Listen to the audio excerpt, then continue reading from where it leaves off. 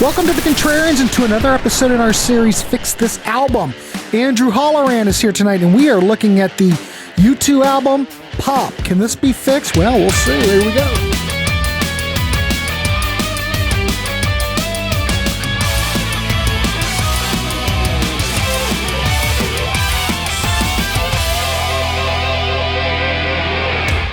Welcome to The Contrarians, and tonight we are doing yet another episode on our Fix This Album series.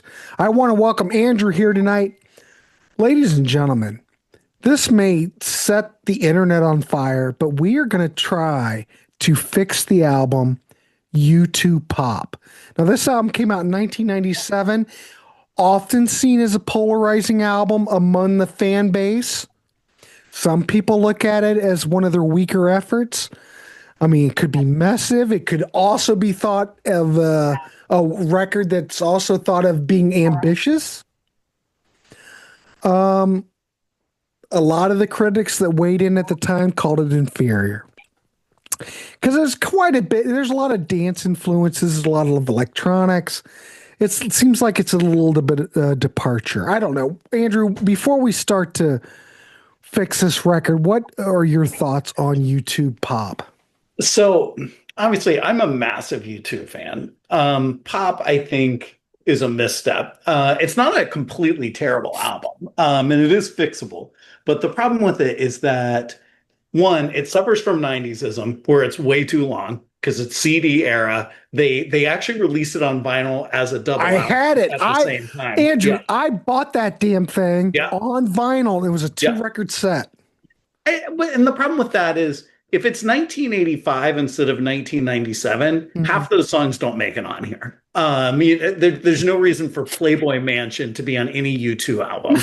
And the other thing about it is, if you remember during that time, Bono's going around. It's after Achtung Baby, it's after Zooropa, it's after Zoo TV, and and they released that Passengers album, which with Brian Eno, which is amazing. It's a good ambient. It's album. A good record. If you don't know that record, ladies and gentlemen, go out and really do. We looked at this on that YouTube show that we did years ago on Ryan Gavalier's channel, but we looked at that Passengers record, and a lot of people really don't know about it. But it is a U2. It's like a good collaboration between Eno and U2. Go do yourself a favor. You can get it cheap on eBay or on Discogs. Do yourself a favor and check it out. Anyway. Yeah, it's amazing. And so that comes out and people are, well, there's too much ambient stuff. I want to return to U2 rock. And Bono was going around saying, we are recording a real rock album next. And it's like they changed their mind halfway through. And so what you get is half rock songs and half like dance stuff, electronica stuff. And U2 should not be doing electronica. U2 is not The Prodigy. U2 is not Everything But the Girl. It's not that.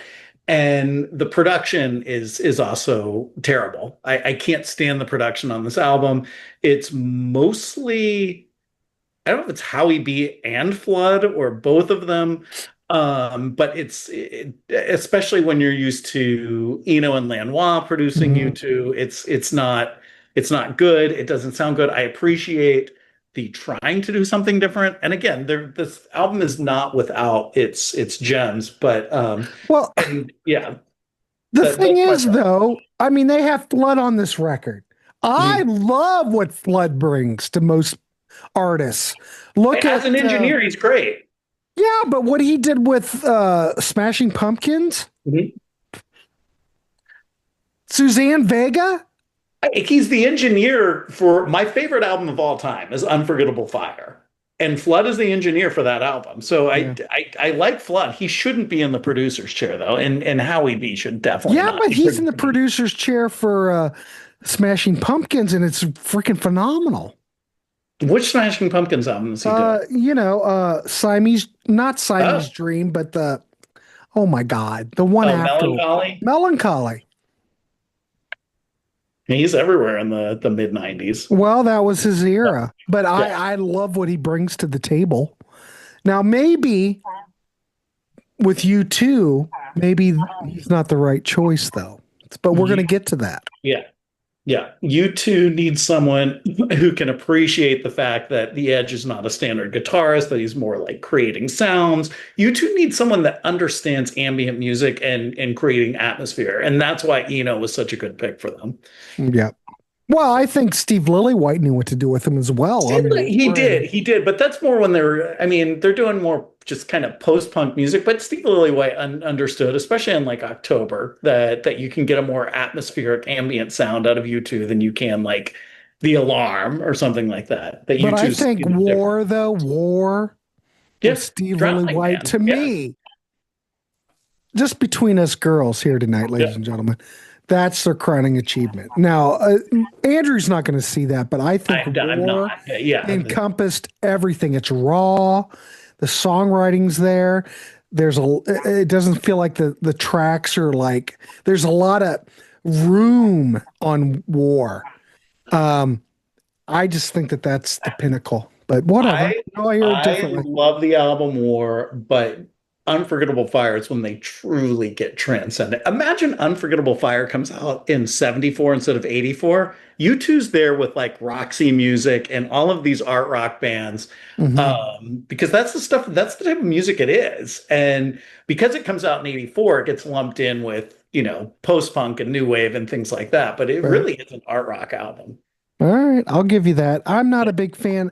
I thought when at the time I was a big War fan, and when Unforgettable Fire came out, I heard one or two songs, and I'm listening to the rest of it. I'm going, where are the songs like War? Where Well, are all the great tracks, great the problem songwriting? it's hard to take back Rocket. And when you step down from that, Hmm. fans of the super rocking stuff, I don't think are ever going to fully embrace it. But I think Unforgettable Fire ends up getting embraced quite well. And Well, they yeah, basically redo it for Joshua Tree. Joshua Tree is just Unforgettable Fire in the desert, and that becomes, I when think they get that's a down. stepping stone to Yeah, Unforgettable Fire, no doubt. yeah, yep, We all hear this stuff differently. This is why we have these music yeah, discussions. It's all fun. Just because I like War, doesn't mean anything, but I just yeah. like the energy. I just think I'm what not gonna argue. War is, I they have that love one. Yeah, rough, it's kind of raw. You've got that vocal delivery from Bono and I think it checks every box. It's raw because I kind of look at it like the first Pretenders album, raw, great it's songwriting, similar, very similar. similar to that. The problem, and I don't have a problem with War. War is one of my I favorite albums of know, all time. I'm just saying. But you can easily categorize War along with like The Alarm and later period Clash and things Yeah. like that. Unforgettable Fire is not classifiable. Joshua Tree is not really classifiable. Achtung Baby is not really classified. That No. three album run, that trilogy of Unforgettable Fire, Joshua Tree, and Achtung Baby, that's an amazing run. And that's Eno and Lanois. Hmm. Hey, if you dig that stuff, I'm all for it, you know? But yeah, war is kind of my thing. After that, I really kind of dropped out because I went, Do you like the did you like I do like the Octoon Baby 2000s album? though. Did you like How to Dismantle an Atomic Bomb? Yeah, I thought that album was great. That had a Yeah, lot of that Steve sounded like that Lillywhite. sounds yeah, That had a lot of Steve Lillywhite influence on that record. that was very war-esque. That now you're talking my language. Yeah. I think that was more like one of the best releases in that.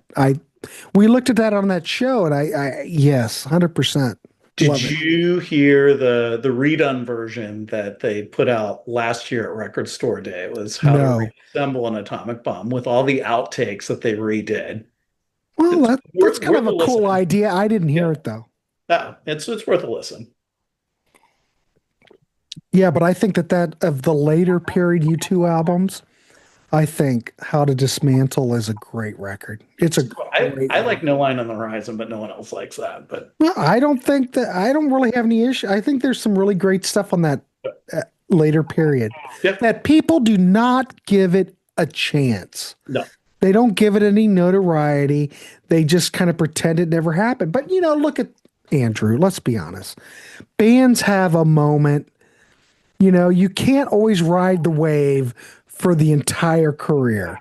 And U2 has 10 years where they are Right. the biggest band in the world. Yeah, I mean they're never going to be that again. But No, but still, their fan base, the fact that they can do Las Vegas, they can oh yeah, play the Sphere and sell out, yep, still a lot, you know. yeah. And their next tour they'll be in stadiums, I imagine, or at least big arenas. So anyway, ladies and gentlemen, we have went on a rant, we've went on a tirade, we have went to dark depths in the Yes. YouTube catalog, but now I'm gonna ask Andrew now. How can you fix YouTube Pop from 1997? Okay, kind of like I fixed Brave New World, I have rules. Go So my ahead. parameters are I can't add any song that's outside of 2 year parameter on either side. So it has to be realistic that you can switch songs out. I Mhm. can delete, I can resequence, I can add songs from within that time period, but I can't do things like I can't go in and change the recording. I can't go See, in. I that's the can't way I kind of look at it. I want see. to, No, you're I think that stuck with what's been. I get it. I get it. Yeah. We all can, but ladies and gentlemen, there's no rules for this. No, I've made my own rules to, Yeah. to fix the album. I want to realistically fix it. Right. So, um, okay. Well, the first thing I do is I cut it down. I cut it down to a regular U2 size album. I have created an album with 11 songs, rather than whatever is. I cut a bunch of songs off of here. I also tried to make it a true rock album. There's still some of the electronic element on there, but most of what I have is more of the stripped down rock stuff and also more kind of atmospheric stuff. I tried to avoid a lot of the dance stuff except for one song. Gotcha. Um, so this is what I have. Okay. The first thing I do is I cut the first song. Discotheque is a terrible song. It was a bad first single. Why that was the first single on this album, it blows my mind. It was terrible live. It doesn't sound like U2. It's got a stupid video. It's not Well, worthy of okay. Let me back up a little yeah. bit. What do you mean it doesn't sound like U2? There's a lot of Octoon Baby that doesn't sound like U2. Toon Baby still sounds like U2. Like if you listen to Zoo Station, which What is about, like yeah, Zoo? yeah, that still sounds. Zoo Station sounds like "We're the Streets of No Name" with souped up guitars. Okay. It's discotheque. I don't know. There's something, and I can't stand the production on it. It's the production is just terrible. It's flat. It doesn't go anywhere. It's almost like you're listening to it in speakers that don't allow you to get past a certain decibel. I don't know. It's not But I done. mean, Oh, you had Flood on here, you had Howie B on it, you had a lot yeah. of producers like they normally I do. Do you I think think that was the big problem is that they had yeah. producers that were not compatible? I think you had Howie B, who's largely a trip hop producer, who's produced. Mhm. I think Howie B is like coming from like Prodigy and stuff like that. He's doing stuff Well, like that, Prodigy was big and at that point. and I'm not sure he knows what to do with U2 sound. And I think as a Okay. result, we get. I mean, that compression on Edge's guitar on Discotheque, I mean, it is so extreme and it's you can't even tell it's a guitar. And the Edge Well, like I'm just going to play devil's advocate. yeah. Maybe that was the idea. I think it was, but it doesn't work. It doesn't work. And I Okay. think that, but however, U2 had released a single right before Mhm. that came out that was really good. It was on one of the worst movies of all time on its soundtrack, but it did really well. And I'm going to start the album out with the song Hold Me, Thrill Me, Kiss Me, Kill Me, which originally came out on the Batman Forever soundtrack. It's an amazing song. It's just a good U2 rocker. It sounds like U2. It can be the first single. It's a good way to start off the album. And yeah, so I'm starting off Do you, U2 pop with Hold Me, Throw Me, Kiss Me, I Kill Me. think that's probably a good way to go because do you think that because it was on the Batman soundtrack that it didn't get a fair shake, so to speak? Yes. Yeah. Yeah. And I think that it was on, and not only was it on a soundtrack, which is U2 should be above soundtracks. But Well, It's on a terrible soundtrack. It's on the same soundtrack with Kiss from a Rose by Seal, which becomes this monster hit. So it gets buried in that. It's Mhm. a terrible movie. It's the Val Kilmer Batman movie. It's but it's a really good song Mhm. and with like good U2 lyrics and a good U2 sound. So I'm going to start off the album All with right, I'm with you. I like it. all right, I've got to go to my okay. Then the second song, I'm also cutting the song "Do You Feel Loved," which is on the original album. Again, terrible.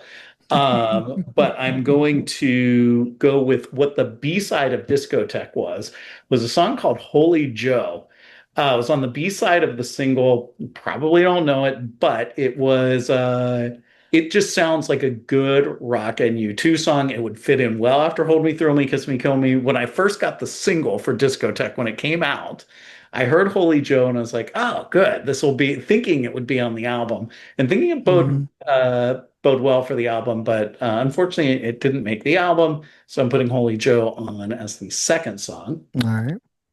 Third song I'm keeping If God Will Send His Angels. It's a good U2 power ballad. It could be a single. It didn't get its due because the album had already petered out by the time they released it. It's it's a decent song. It just sounds like a U2 ballad.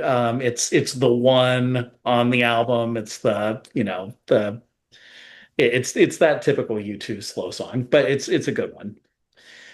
Um, then I'm going with the song Last Night on Earth, which is from the album, but I'm going to go with the single edit, which is not produced by Howie B. It's produced by, I don't even know who it's produced by. They redid it for the single, and it's a much better version.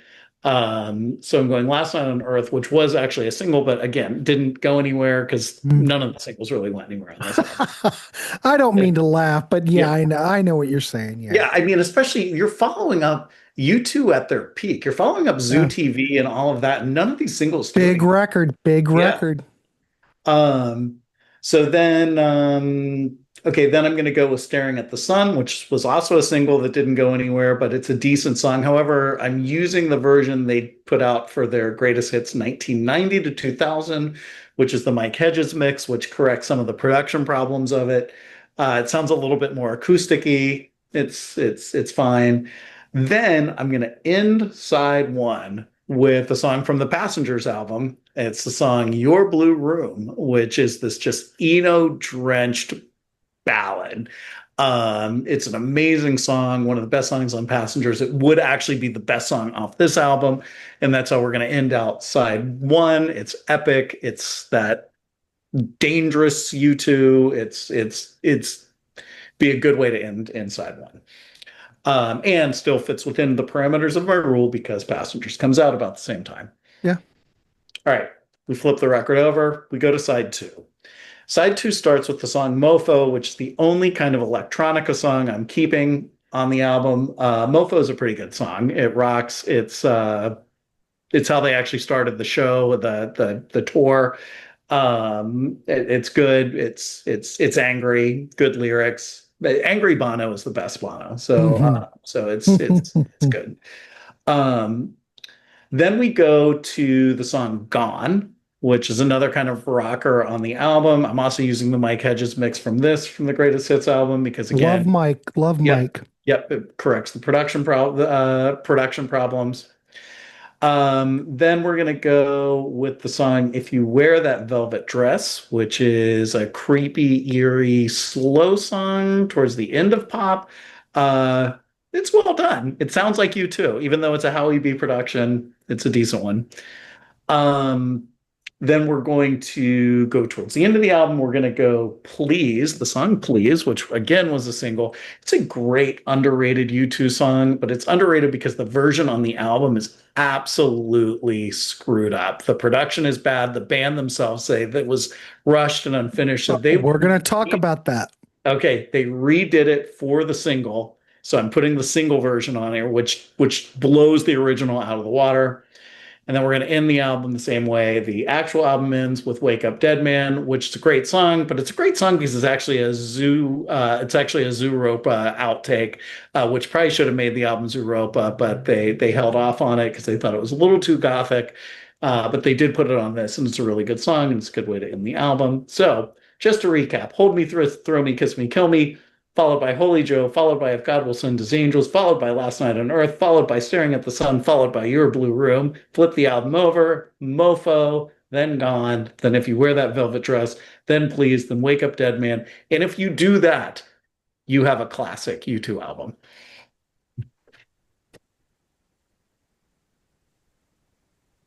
I can't argue with that. There we go. Excellent. All right. So my approach is if we could go back in time and fix it. There was a lot of things going against the band at this time. The one of the big things is there was that tight deadline for that Pop Mart tour. Yeah. Okay. It was booked before the album was finished. Okay. So the band is rushed. I think that they needed probably an extra 6 months.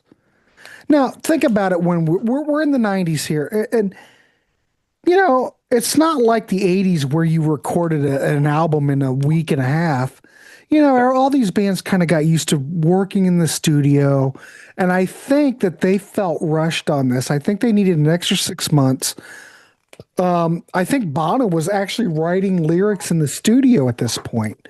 And I think a lot of the guitar parts, the Edge plays, some of it feels kind of underdeveloped. Now, is it production? Well, it could be. I just think that they needed more time to work on songwriting as a whole. Now, the production part, you know, there's a lot of dense electronic layers over the whole, how do I want to put it? It's very dense electronically, but I think it overpowers U2's strengths. Now, you have to admit, Flood and Howie B, the production is inventive, but I think it overpowers U2 because you don't have that raw energy. I think if we almost had like a combination of Flood, Howie B, and Steve Lillywhite to bring in that raw energy, it might have been better. Dial back some of those loops and samples.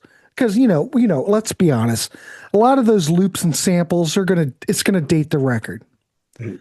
The other thing is, I think this goes along with production, but let Larry's drums and Adam's bass breathe more. Give them some breath. It feels like this album is all crashing down around me, you know?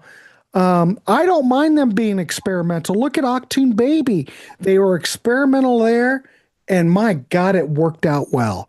But for some reason, it's not working on here. The other thing is, they need to focus on the tracks. The 12 track, the album tracks are on here are uneven, and there's filler. Like you said, cut out the weaker songs. See, I would probably cut out Miami. That's Half Baked. Yeah. You could replace it with like an outtake, Holy Joe. That would have been better. I go back. We need to make the album leaner. It's just too much.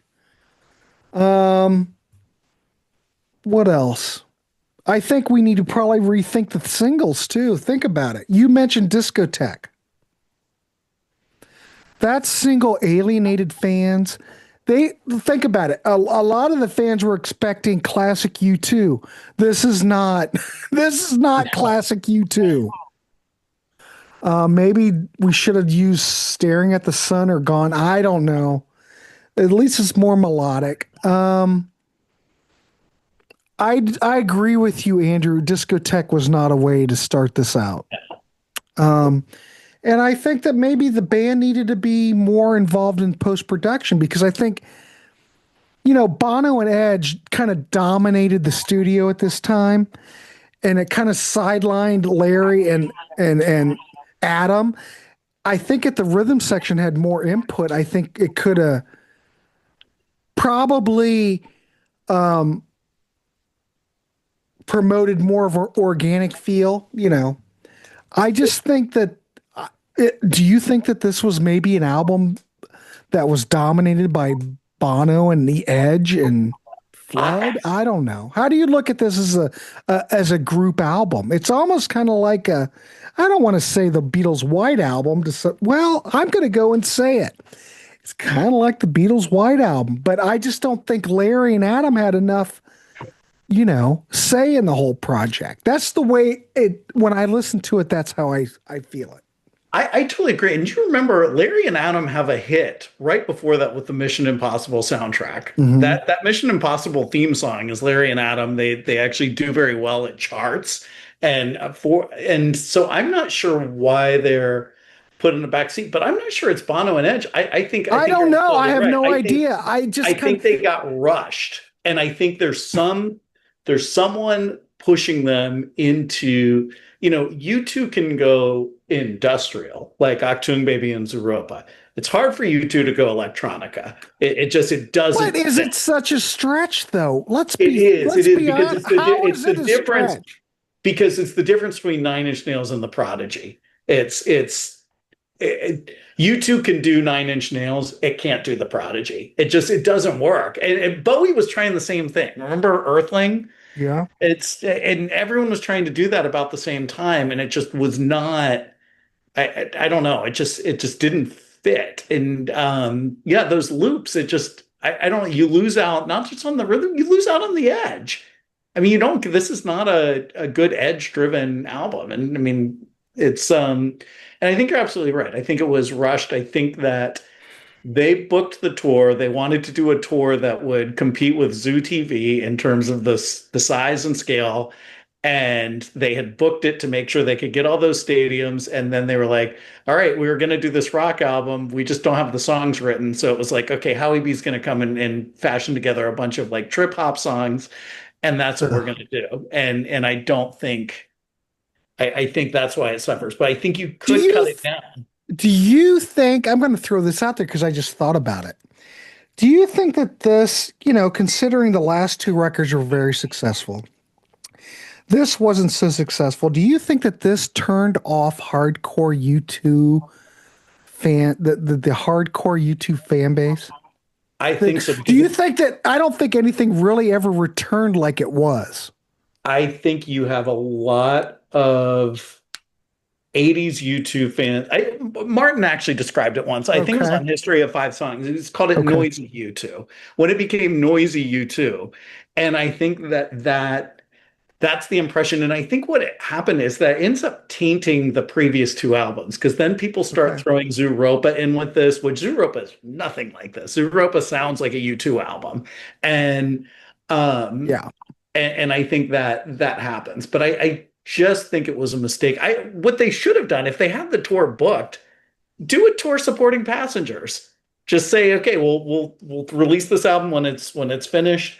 We've got Passengers that just came out. You've got kind of a hit with Miss Sarajevo on there. Tour with Passengers and Hold Me, Thrill Me, Kiss Me, Kill Me. You can do a big U2 tour. Make it almost like a greatest hit supporting Passengers. Remind me though, but how was Passengers marketed?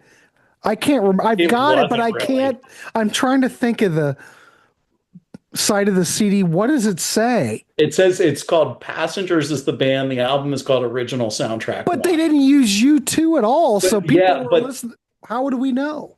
They should have called it a U2 album. I mean, it's as much a U2 album as Joshua Tree. As Joshua Tree is as much Brian Eno on it that Passengers. Well, but I think Passengers is more. I think it's a joint venture between U2 and. But I almost feel like Unforgettable Fire and Joshua Tree are too. I mean, there is so much Eno on those two albums. Mm-hmm. You listen to like instrumentals like 4th of July or Elvis Presley in America. Those are Eno songs. Mm-hmm. And yeah, so as much as Passengers is, I mean, Passengers also has Miss Sarajevo, which has like Luciano Pavarotti on it, but that gets airplay. It does pretty well. And if it's called U2, not Passengers, that's a big hit. Yeah, I just don't get it. Even if it was U2 and Eno, at least use the U2 featuring Brian Eno. Yeah. Yeah, I think that was a mistake, but whatever. We can't fix that. Yeah, luckily they tried to fix this record, but we really can't fix it. We can't go back in time. No, but I will say I created this as a playlist on Apple Music, and it is worth trying to do kind of a fan edit on this album. Mhm. But as you said, some people swear by this album. I can't get into it.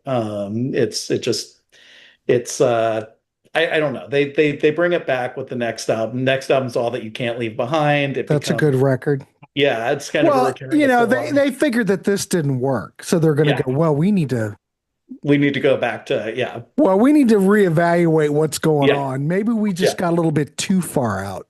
yeah. I get it. But they did bring it back in. So there's some great, the Atomic Bomb, great record. There's a Yeah. lot of great later U2 albums that a lot of people don't know. But anyway, I don't know if we can really fix this record. We either have to get a time machine or I think we're just going to have a time machine, Andrew. I think that's what we're going to do. And we're going to go back. And first of all, I'm going to go to Paul McGuinness, their manager, and I'm going to say, whatever you do, don't have Howie B produce this album. Yeah. And stick with the rock theme. 100%. Mhm. We do want to hear from you in the chat. If you're a YouTube fan, I don't know, we try to cover a lot of stuff here on the Contrarians. And if you're a YouTube fan, what is your thoughts on pop? We want to hear from you. What would you do to fix this record? We are totally interested. Maybe it's unfixable. I don't want just someone to say, oh, this record sucks, but how would you fix it? And we always look at everything. We might not respond to everything, but we do see it. Anyway, Andrew, I think we can wrap this dog up. I'm glad we had a U2 show. Well, 100%. We did it. If you'd like to be on these shows, and I'm talking about everybody who's watching, we would love to have you. We always love new blood on these shows. If you would like to support us on Patreon, we would love that. If that's too much for you, well, if you go on Patreon, the shows come up early. There's some interaction. You can ask Martin some questions. Martin will respond.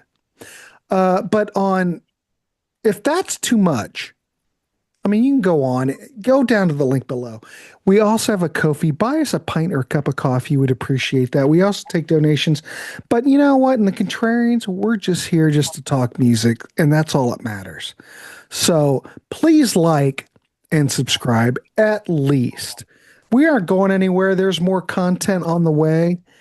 So anyway, Andrew, do you have anything to say before we wrap it up? Go to Troglo Drew's Gin and Ale Records. We actually do a bit on Joshua Tree. There you go. If you're Check a it YouTube out. fan, and that's what brought you to here. There you go. All right, check it out. All right, everybody. Andrew, thank you for doing this. This was fun. Yeah, I was totally with you. We needed to do some YouTube content. Come on, why not?